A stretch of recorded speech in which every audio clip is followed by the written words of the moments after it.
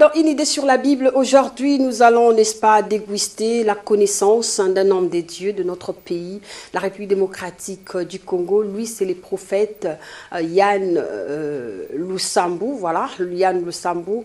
Il est congolais de la République démocratique du Congo, n'est-ce pas? Il a un ministère, donc c'est la communauté évangélique Une âme pour Christ. Une âme pour Christ, c'est ça au fait sa mission.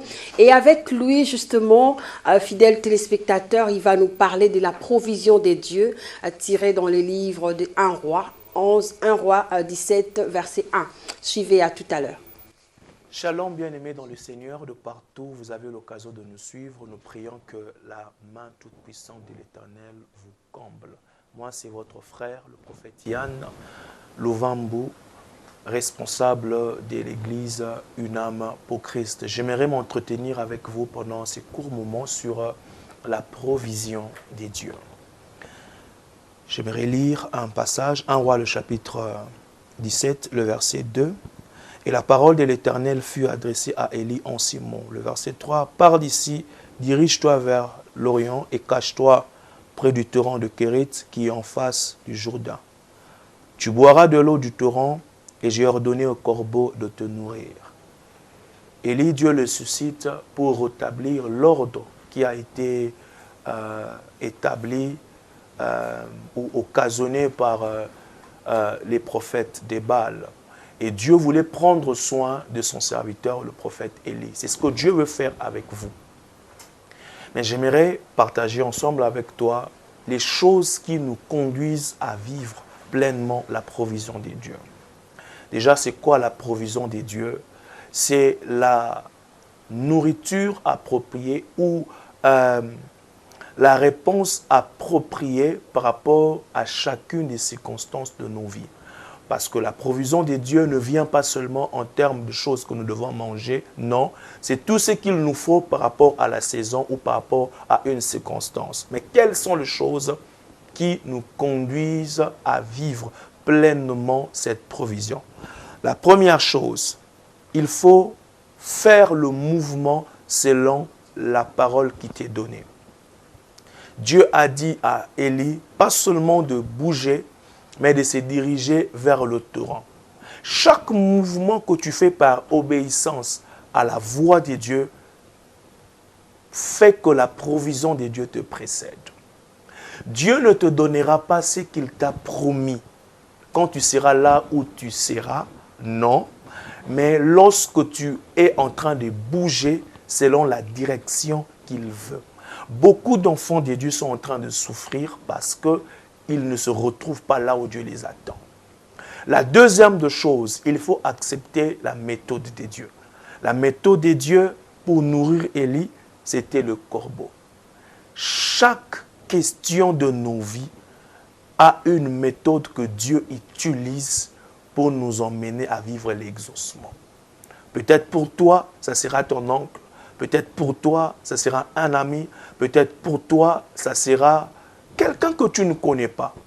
Parce que c'était pour la première fois que le corbeau a été utilisé pour nourrir un homme.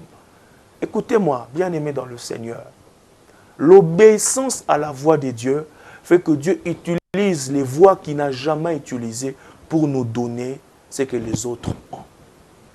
Dieu va utiliser les choses qu'il n'avait jamais utilisées pour te donner ce que les autres ont peut-être à l'université, ce que les autres ont peut-être par beaucoup d'efforts. L'avant-dernière chose,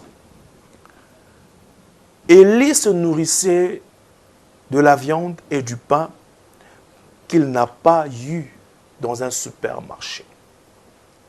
L'obéissance à la voix de Dieu, ça c'est la troisième chose qui nous conduit à vivre la provision de Dieu.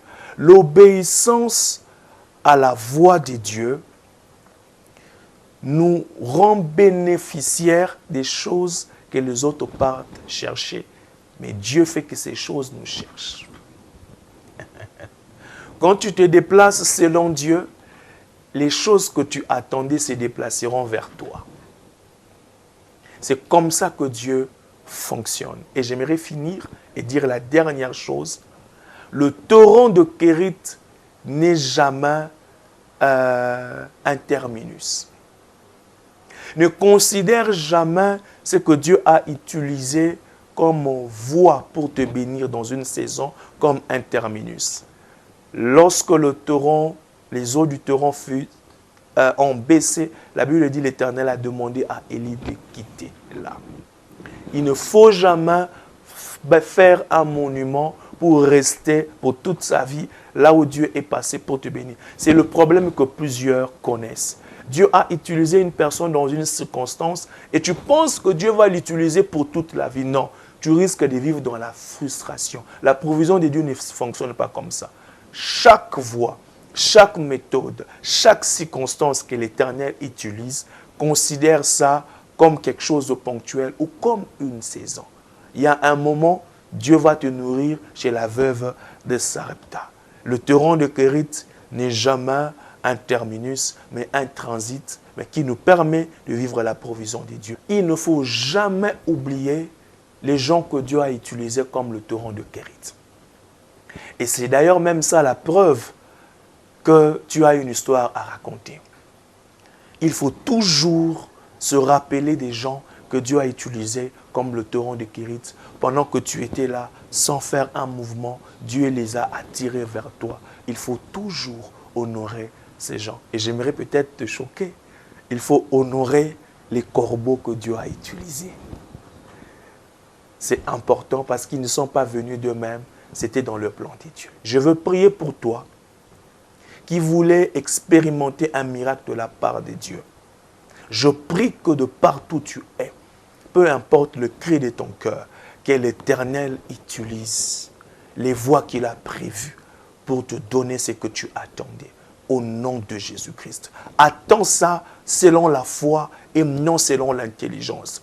Parce que si tu attends le corbeau selon l'intelligence, le pain qu'il va t'emmener ne va jamais te rassasier. Mais si tu attends ça par la foi, Élie ne s'est jamais plaint de dire « je ne suis pas rassasié ». C'est que tu attends de la part de Dieu pour que ça rassasie ta vie. Il faut attendre ça par la foi. Ton miracle vient par la foi.